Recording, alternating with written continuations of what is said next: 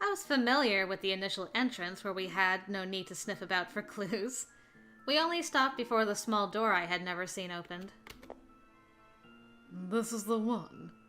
It has an unusual padlock. Do any of the keys look at all similar to it, Miss Whiteley? Let me have a look. I fumbled through the many keys in my possession. 1, 2, those weren't it. 3, 4... Oh, Emily! Maybe that's it! Watson pointed to one of them. Fancy. It does look very similar. I inserted the key into the lock. It turned. With a soft clunk, the door was unlocked. Now, am I mishtukana, or is this not the door that we went through to escape during the Jack the Ripper route? Right? Possibly? It opened! I let out a shout of amazement. I couldn't believe this. All these years, and here, in my hands, was the key to the basement. We were immediately met with another flight of stairs leading farther down.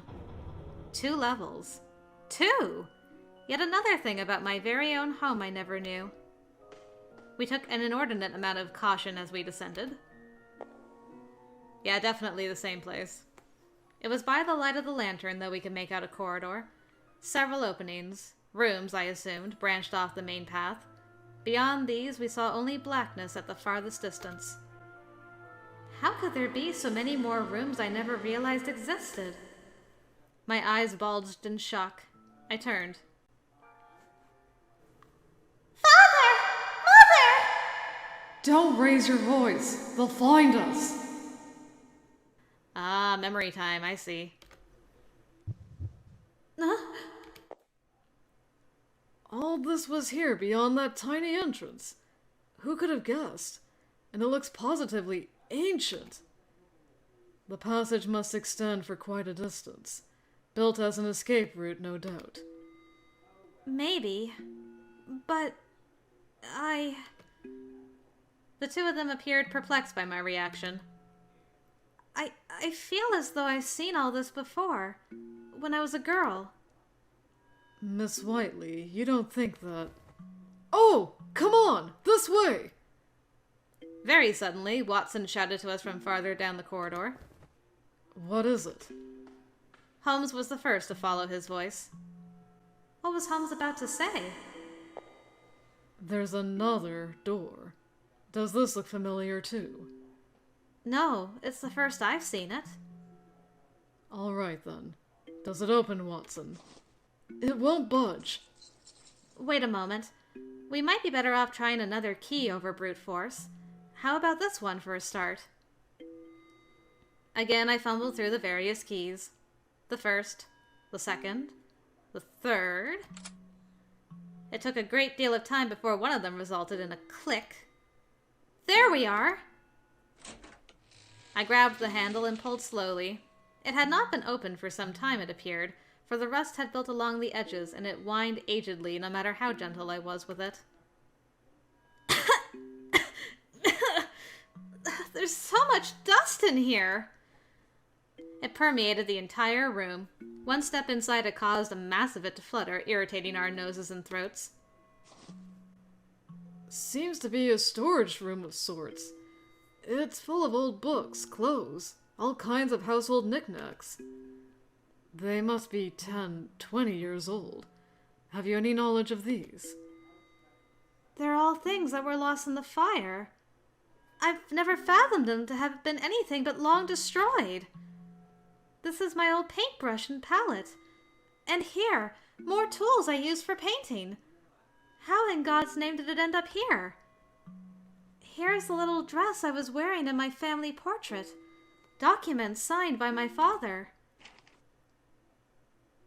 Uh-oh. It's the Pendleton Cave. Or Butler Cave, I guess, would have ran off the tongue a little better. But what's this about a British intelligence service? The documents, as it turned out, were enough to take my breath away. Harrington Academy, meanwhile, carried its own interesting series of curiosities that day. Oh, come on, it was just getting good. Lupin. You're getting closer to the truth now, aren't you? I wonder if Holmes has noticed. Excuse me. Am I getting a Lupin Jack team up right now? Because if so, this is fantastic. Listen, you. What has you mumbling all nonsense under your breath? Ah! Oh, it's only you, Jack. But please, don't surprise me like that. Love to react that way to damn near everything, don't you? I should think that anyone would if someone called out to them their thinking. Bah. Would prefer it if you dropped that timid act. You ain't a meek mouse. Makes me want to spoil you myself. How can you say that? This is no act. I'm very worried for Miss Whiteley. Be straight. You sneak around, try to pass off when you see her, and all the mess you produce is chance. But I'm on to you. Oh, dang. Jack glared at Lupin. And to that the fair-haired boy giggled. Well, I guess the ruse is up. But she tries so hard to keep all her secrets to herself. A gentleman must turn his head and pretend he's seen nothing, as it is proper, no? There you are. Tell me, since you know, what she stuck her nose into. I never agreed to tell you that. A gentleman must also refrain from passing along a lady's secrets. Especially to filthy-faced men like you. And? The hell does that mean? Nothing. Ta for now, then. I've urgent business that requires my attention, and it does not involve you. You! Wait! Well, dang. Things have gotten very interesting very quickly. I don't believe this. How can a passage with such things be here? So many years, so much evidence, and it was always under my nose. It's incredible. And somehow the discovery of an entire secret passage is trumped by words on paper. Your father. Who could have known he was involved in the intelligence services? Wait. Mr. Whiteley was also in the British intelligence services? Or Pendleton, who I'm still on the train that he's actually Emily's dad. We're both my dads in the intelligence services, Holmes. It doesn't make any sense. No one's ever said anything to me about it. They wouldn't. Those belonging to an intelligence service have sealed lips. They work other jobs to avoid arousing suspicion, and speak not a word of the truth to even their loved ones. More so with him, for these documents show he was more than a member. He was among the founders of MI6. This is all a bit much. Explain it to me, please. It was once known as the Secret Intelligence Service.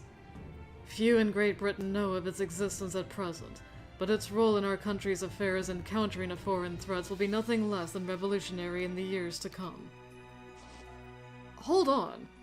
If all this is such a secret, then how could you know? Father revealed as much in confidence. Every time I think your dad can't confound me anymore, he ups his game. Holmes cast his eyes downwards ever so slightly before continuing. It is possible your father, Miss Whiteley, discovered something of great importance before anyone else. That door was hidden behind the shelf deliberately.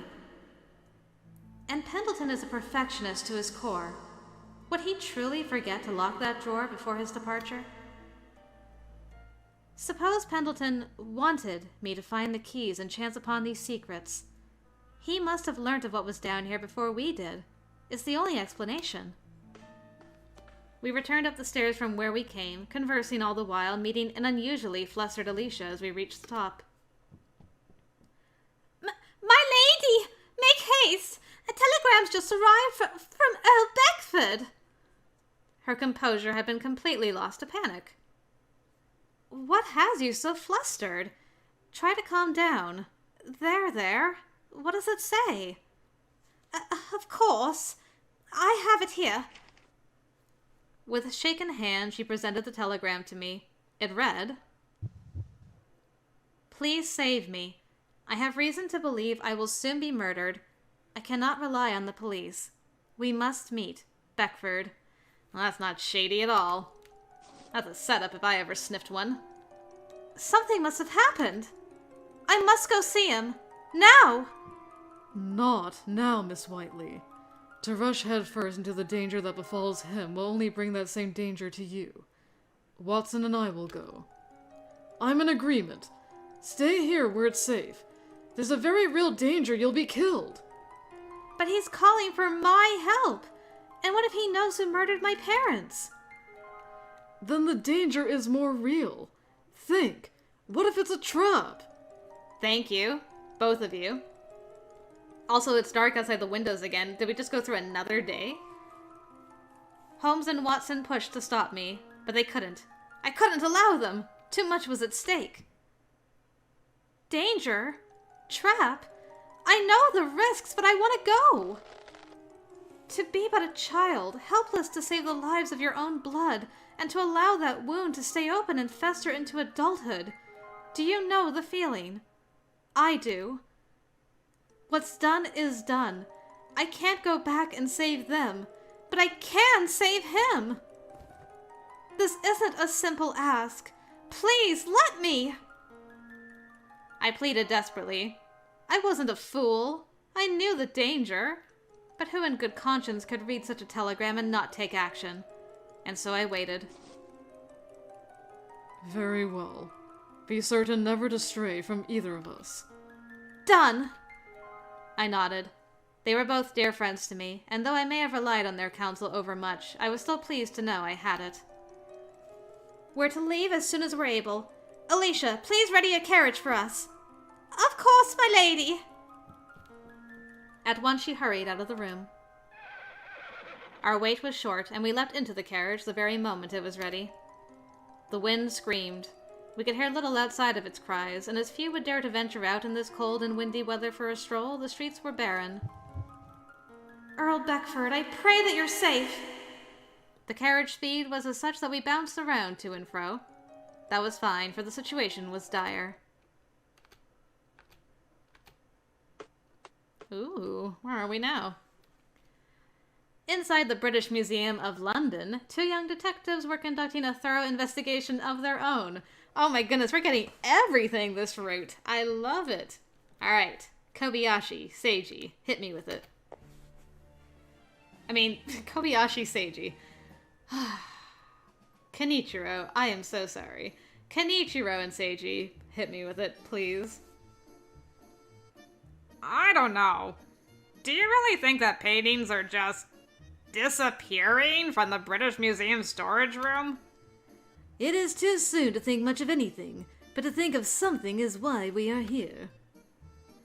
The police were present as well, desperate, by orders, in their examining of every corner, obsessed, again, by orders, in their manner of squinting through dust collected on old goods. The storage room, quite specifically, was of great interest. Inspector, are you certain the answer to the mystery lies in a secret passage? With all these happenings, there must be one. The number of crimes are evidence enough. Reveal to a thief an entrance from which to be sly, and he shall sneak, and sneak again until he has robbed the place dry. How many thieves have paraded through the front entrance? None! And so there must be a place we've not yet found.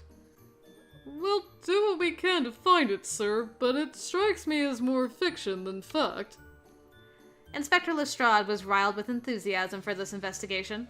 Other officers present, however, appeared as though they would rather have been anywhere else. How did we become the ones to be set on a wild goose chase right before Christmas? If there's even a goose to catch. We may not know now, but the work put into this case will prove a valuable stepping stone for us in our future here. Ah, true enough, I guess. And it's not every day you get to see all these priceless works of art they have stashed away. Countless artworks had been brought to light after having been stored and decorated with dust near the back of the room. Kobayashi reached for one of the smaller works and propped it upwards with both hands. Okay, A, are we gonna find one of Emily's father's paintings? B, are we gonna find a painting of Lupin's mother? C, are we gonna find out that Emily's father painted a picture of Lupin's mother? Eh?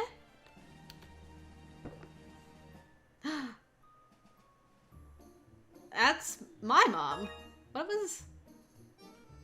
Did I... No, I did read this, right? Yes, I did. Okay. Man, she even passed down the hat. This couldn't be Miss Whiteley, could it? Can't be. The date by the signature marks 20 years ago. Looks just like her, though, doesn't it? The two of them were admiring a single oil painting, painted on an A4 canvas and barely comparable in size to a large book. The frame was amber and of elegant craftsmanship. What it cradled was a smiling woman wearing a dress known to one of the observers. This is the same dress Miss Whiteley wore when she received the ring from Queen Victoria.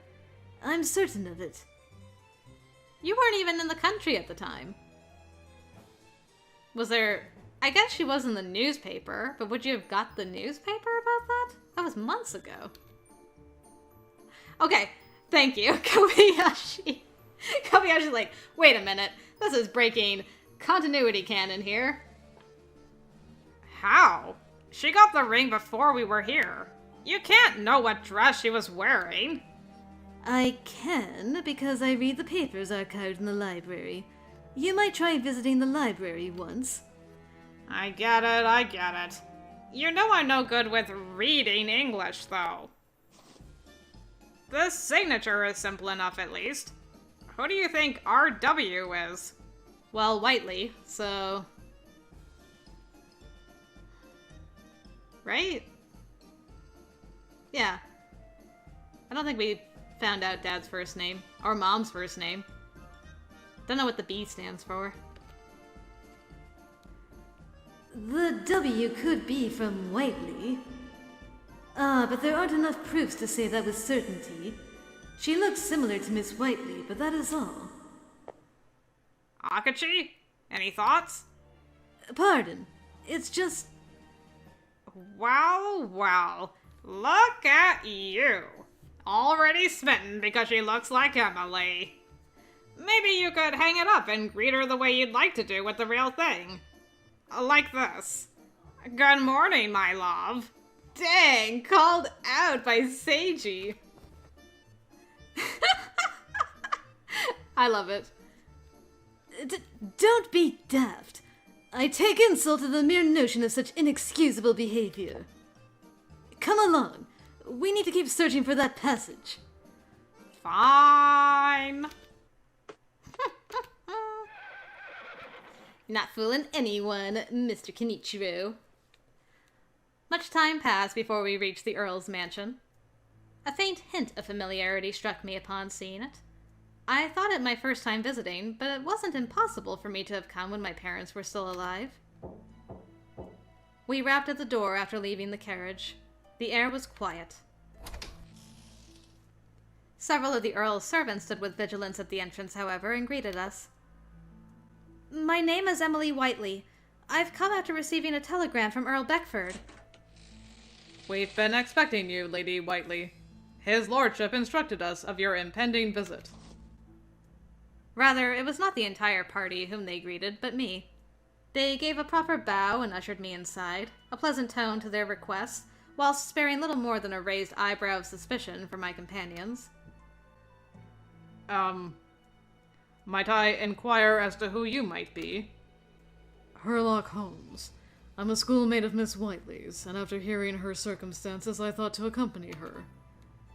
I'm William H. Watson, also a schoolmate. So you are. I've heard your names before. If you would follow me, then. With 1 out of 3 receiving due respect, we were escorted to the mansion's drawing room. His lordship fears severely these past few days. His mind is consumed with the methods by which his pursuers might kill him, and thus demands that no one may enter his room, not even his own servants. Is he there now? Yes. As of yesterday, he has refused all meetings, as well as all food and drink taken before his door. Would you tell me what's put him in this state? Yesterday, he received a letter that unsettled him so that he retired to his room. I was ordered to send that telegram on his behalf. I fear I don't know what the cause was before that. He mentioned in the telegram that he was going to be killed, that he needed saving. There was a period when he would remark that he was next. He was victim to many terrors, so many that it was proven beyond madness. Windows were broken, men whom none of us could name wandering about. That was the start of this year, correct? Yes. Though time has passed, we remain as wary as we were on the first day it came to our attention. Fortunately, nothing has happened. This is worse than Pendleton led me to believe. Please, I wish to meet with his lordship. Truly, there was no other option left but to hear the rest of the story directly from Earl Beckford. Very well. But if I may humbly raise one objection. The servant's watchful eye flickered to Holmes and Watson. Your traveling companions are to remain here. His lordship would be wholly displeased if any more were to enter. Not only are we her friends, but we're her partners in detective work. We've solved enough crimes together that I'm sure our input would be equally valuable to Earl Beckford. I don't doubt that, but a life is at stake. I regret that you must do as I say. All present appeared very serious. All right. I shall go alone. I'll let you two know what I've heard as soon as I'm able. This is such a trap. It stinks. I smell a rat, okay? I know the situation is not ideal. If you'll follow me, my lady. Watch yourself, Miss Whiteley. I will. I won't be long. I nodded, and with only the one man, I was led to Earl Beckford's room. The boys were left to their own machinations in the living room. Listen, Holmes. It doesn't feel right to me that we let her go alone. Then we're agreed. Holmes looked up and walked to the door. He reached for its handle. I beg your pardon, sir! The very moment his fingers brushed along it, the servant standing closest slapped his hand away in a rude and strangely childish manner. Out of our way. We will join Miss Whiteley. No, you will not. Nor will you be permitted to ever again leave this mansion. A pause of shock slinked through Holmes. Then, in some act he could not initially understand, the servant obliged Holmes's need by opening the door himself. She will not be permitted to leave either. On the other side were several men dressed in the same uniform. There we have it. About time you revealed your true colors. I suspected something was amiss from the start. I just couldn't reason why the mansion's security was nothing beyond those under his employ. Unless this whole thing was a farce. And yet you're still here. Your detectivery, too, is a farce. Do it! One of the men made to strike Holmes. To be certain, he didn't know the boy detective was a trained boxer. Is that all? Let's go, then! Holmes's hook struck the pit of his aggressor's stomach. The servant dropped immediately. Another, almost eagerly pushing the kneeling man aside, took his place to attack Holmes. Don't think you can escape! Ugh! The oncoming strike was evaded by a fraction. Another man went to charge Watson with a knife in his hand. He swung it about through the air in a reckless form. No, you don't! Play fair now! Quite to his relief, the assistant managed to swipe at the man's wrist, knocking the blade from his hand. Watson followed this instance with a powerful kick. The attack proved successful. The now weaponless man also collapsed to the floor with all the air having left him. Though there were only 2 of them, the boys had the upper hand. The others knew this, and having exhausted their more delicate means of control, removed guns from their pockets to make their position more plain. Don't move! Damn it! I should have known it was going to come to this. Watson took to stance and grabbed the closest man's wrist. God! Ow! We'll never let you hurt her! Don't let them escape! Come on, Holmes! I'm right behind you. The servants rushed to block the detectives from reaching the doors. How big is this mansion that Emily can't hear the ruckus? Many more men piled into the room, and soon there were enough of them to have them both surrounded utterly. We're bloody surrounded. Where did they all come from? I don't know. I've never had to fight my way through so many before. I'm not confident we can get through this. Neither am I, but never is just a new record for us to beat. Watson grit his teeth. For all their efforts, the battle was lost once guns were the enemy. And to have them at all! Why, what servants would have them at the ready? Guns, knives, what have you? These men were not who they said they were. Their attention was turned after a small thump. A candlestick had been knocked over. The flame at the top spread rapidly across a Persian rug, setting the entire area aflame before anyone could restore the stick upwards. What? There's a fire! Hurry up! Put that out! The attackers flinched at the sight of it. Servant D's inner thoughts, okay? Come! This way! What? No flinching was had from the boys. In the same length the fire was gaining momentum, they were grabbed and dragged out of the room by an unknown person. Ah, Servant D. This figure, whoever it was, for they were outfitted in a robe which masked their features, closed the door behind them and secured it to allow a few moments of peace. They then removed their robe entirely, letting it settle around their feet. Jack? That should buy you a bit of time. Now go! You aren't... I can't believe he actually showed up in his Jack the Ripper outfit, too. Were you the one that sliced the candlestick? I love everything about this so far. This is so good. It's me. Didn't know you were cracked enough to do this. The one who came to their rescue was none other than Jack Millers. Jack! Why are you here? That's what I wanted to ask. You ain't the sort for a place like this, but I'm pleased to have found you before it got worse. The men here ain't servants as you know it. Don't treat 'em all delicate. You'll be dead if you do. How do you know that? Never mind. Holmes, you leave this to me and Watson. Go after her. Upstairs, at the end of the 2nd floor. All right, thanks. Make sure she's safe, Holmes. I'll follow you when we're done here. Take care, Watson. I'm counting on you.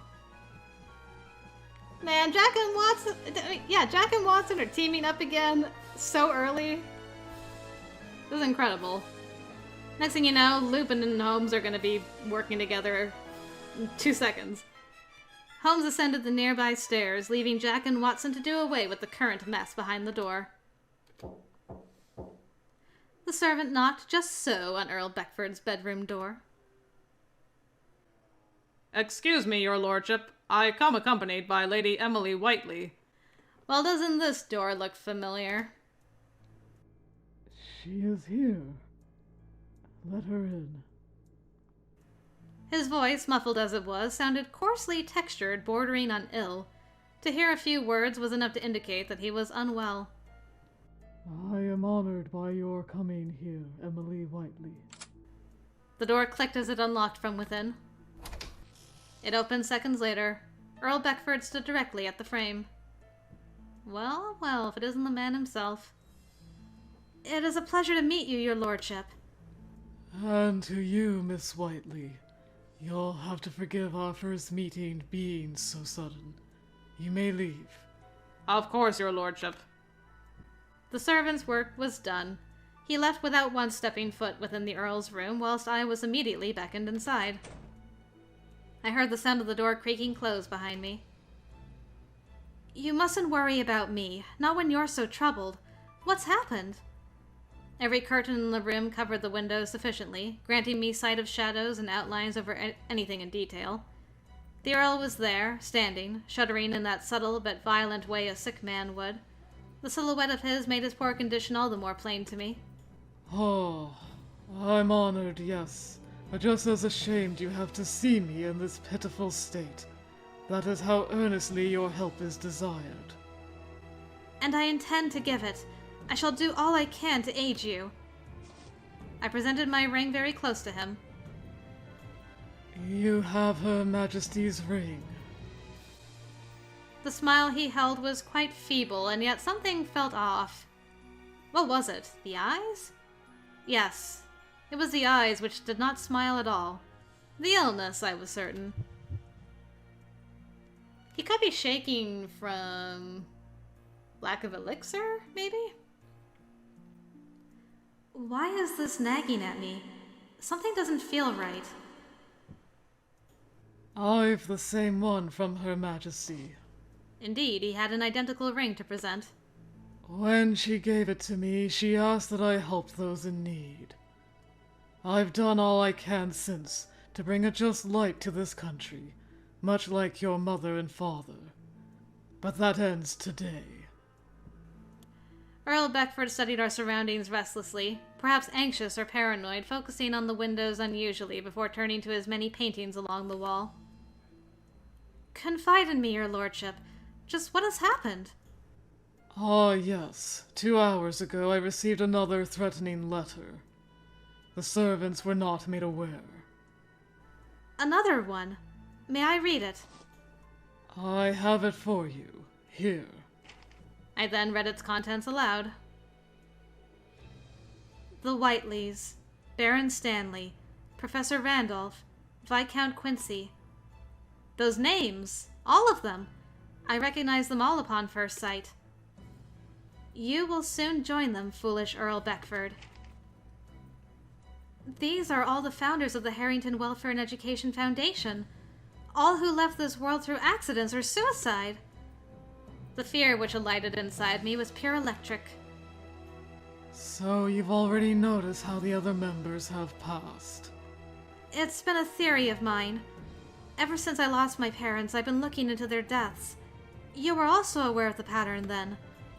For some time, these past few years, my spirit has been drained for fear of when I would be murdered. Your lordship, your... A sliver of light made itself known from across the room. The curtain shifted. There was a shadow. The sliver was there, and then quickly it was gone by the shadow's will. But this mattered little compared to the black gun in its hand. Your lordship, look out! Where? I didn't think. I simply leapt before the Earl, pulling him downwards with me. There was more. Ah! From far off, a gunshot was heard, and shortly after came the shattering of glass from one of the bedroom windows. A gust of wind thrust itself into the room from this opening, causing light to dance erratically about from how the curtain flailed unmanned. This man approached. Closer, nearer, nimbly, rapidly, till the muzzle of his weapon was pointed centimeters before my forehead. I was so afraid that I'd lost the mind to scream. No! God, help me! Another gunshot. This one was from just outside the window. This foreign bullet punctured the man's skull. He was dead before his body toppled to the ground. Pendleton? Who was that? Someone was just outside the window. If not for that shot, it would have been me with a bullet in her skull. Miss Whiteley, run! This way! What?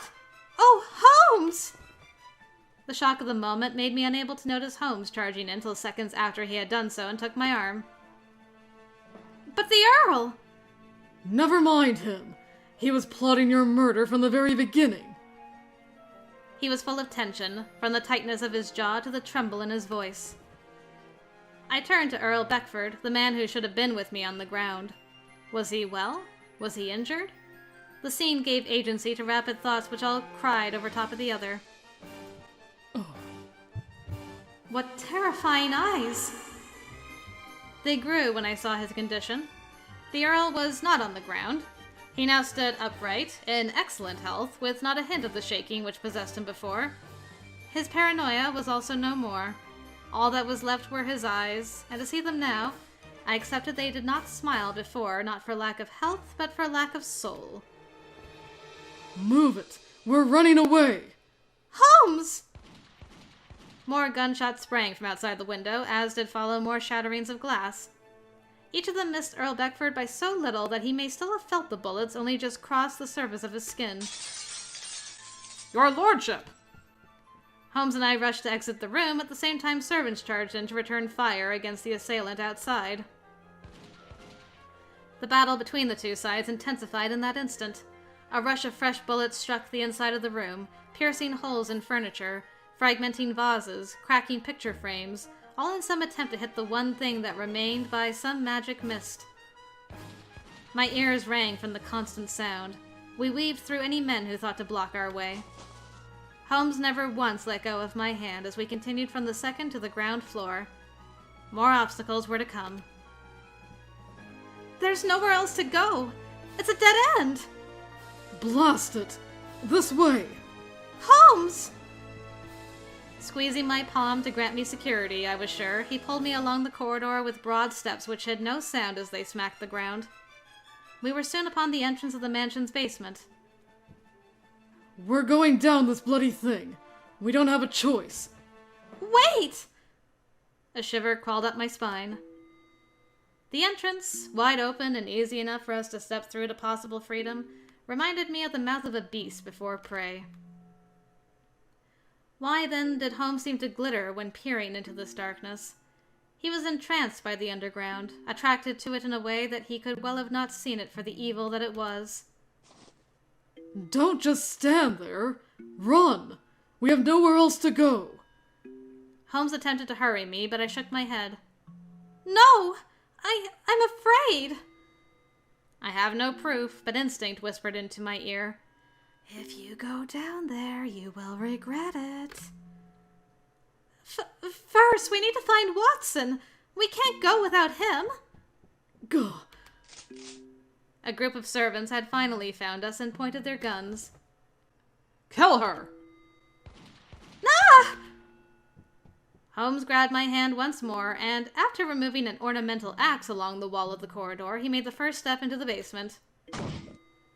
He shut the door, after which our sights were black. Holmes used the axe to bolt the door. Let's go. All right. Watson, I hope you're safe.